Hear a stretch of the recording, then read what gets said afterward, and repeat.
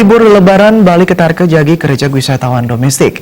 Wisatawan domestik kakehan jagi ngeruru Hotel Ageng Wiaden Hotel Melati, mawinan patut ke bidab-dabin.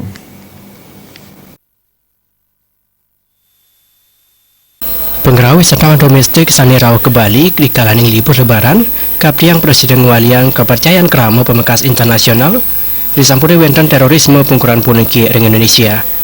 Sandukan kendanan terorisme ring Makutang Gala sani sampelintang, ngawinang wenten penegara sani nenten ngician krama ipon mesesanjan ke Indonesia masuk ke Bali.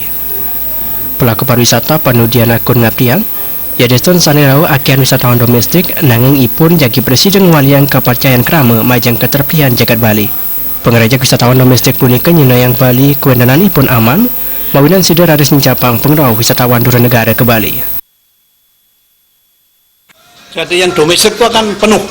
Yang biasa nerima domestik, hotel-hotel kelas bintang 2 ke bawah, kelas Melati, itu biasanya akan penuh wisatawan. Terutama yang dari luar Bali tadi, karena dia kan liburan tuh mungkin seminggu atau berapa hari lah begitu. Ini kan liburnya libur panjang.